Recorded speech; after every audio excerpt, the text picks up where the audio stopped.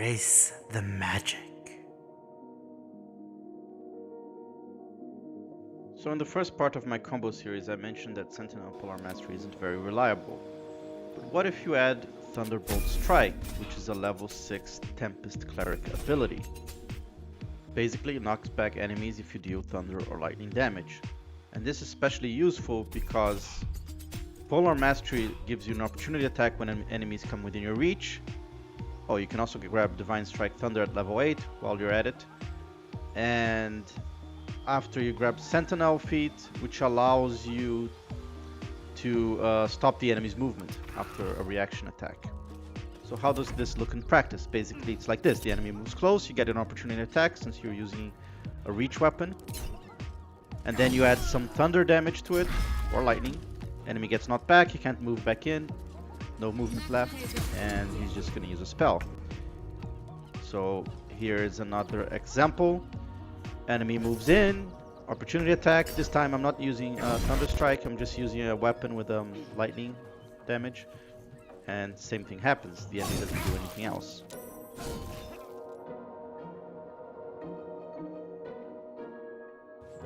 So sneak attacks are normally limited to 1 per turn. And as you can see here in this example, I already did my sneak attack on my turn. But what if you do an attack out of your turn? In this example, I'm using Riposte, which is a Battle Master maneuver to strike back at the enemy, and as you can see, it also deals a sneak attack, allowing you to do more than 1 sneak attack per round.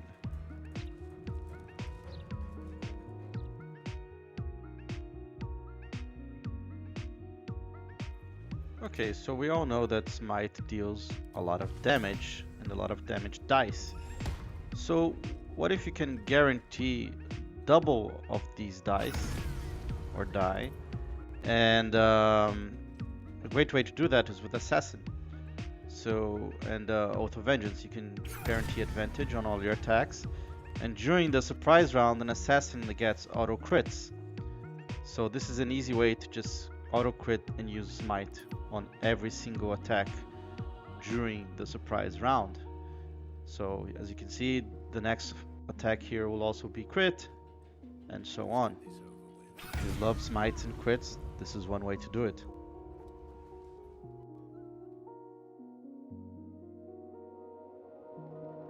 Okay, so Barbarian and Rogue have quite a few synergies.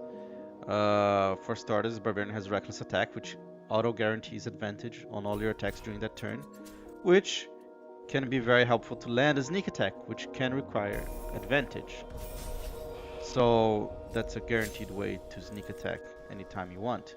Also, rogues get evasion, which allows you to avoid damage if you succeed a dexterity saving throw.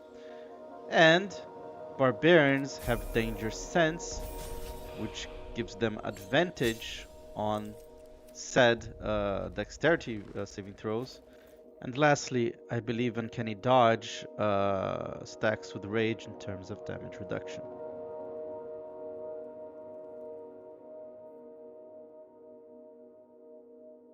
So talking about damage reduction, what happens if you are able to avoid death by using Death Ward? So you recover from 0 HP to 1 HP with another feature that does the same thing, like Relentless Endurance, which is a half-orc ability. And basically this is just to test whether all of them are used at the time where you take lethal damage or not.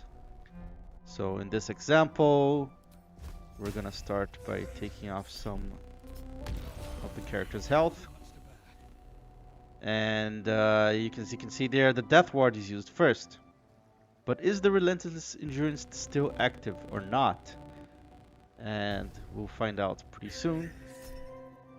Here we go, and yes, you can still use Relentless Endurance. Appears that Death Ward is used first.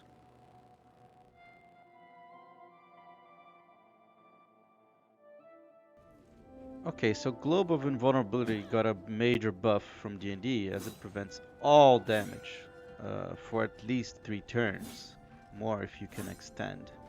And yeah, this means that you can just throw AoEs on top of yourself and it will hurt everyone outside the globe, but everyone inside won't be affected. So this works for continuous AoEs as well. This is just extremely powerful.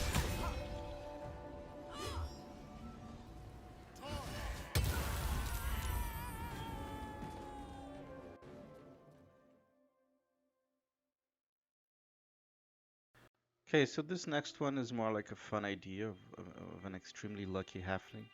So basically start off with Wild Magic Sorcerer for Tides of Chaos, which gives you advantage on ability checks, attack rolls, and so on.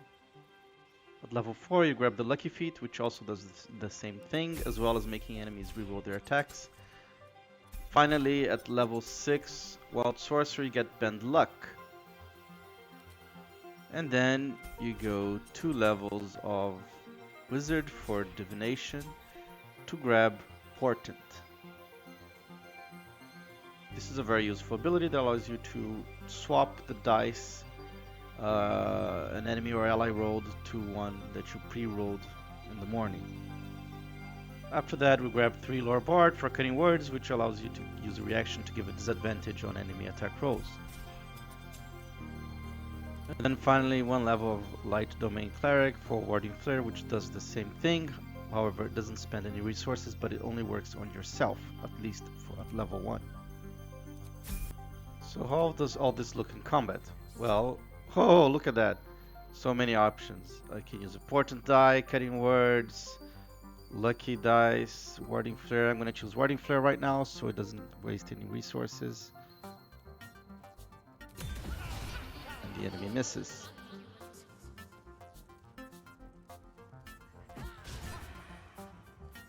Oh, and here I can use my Portent die to swap the 20 the enemy rolled for 2. And there you go, the enemy misses again. How about I use a Lucky die so the enemy can reroll his attack?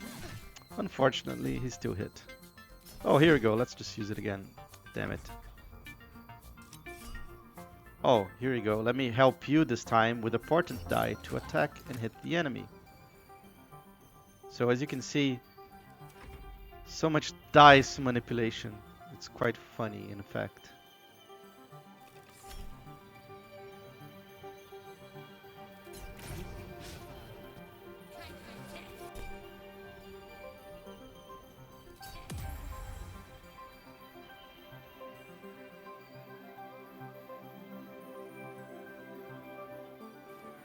Okay, so making an enemy prone isn't always that amazing, since they can just use half their movement to rise back up and act normally during their turn. But what if you use Plant Growth, which divides their movement by a quarter?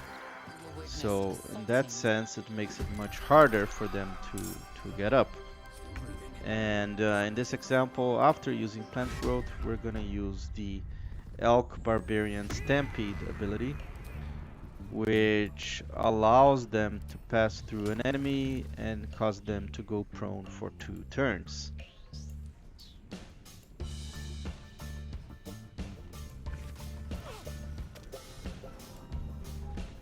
As can be seen here, the enemy has a prone condition that lasts 2 turns. However, this can be misguiding, since without the Plant Growth, he is able to get back sometimes even during the first turn. But Plant Growth, let's say, it reassures you that the prone condition will last for 2 turns. So it can be handy in that sense.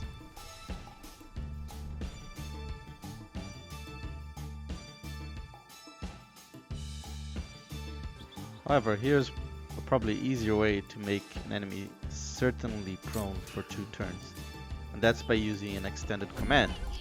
So command is not normally available to sorcerers, but if you can multi-class, basically you can make any command lasts 2 turns with the Meta Magic extend spell, which is pretty cheap. And so yeah, that's very useful if you use like Grovel, for example, and you can upcast to hit more targets. It has no concentration, so very useful overall. So what do you think? any of these combos you're gonna attempt in your playthrough. Thank you for watching, fellow wizard, and may magic be with you.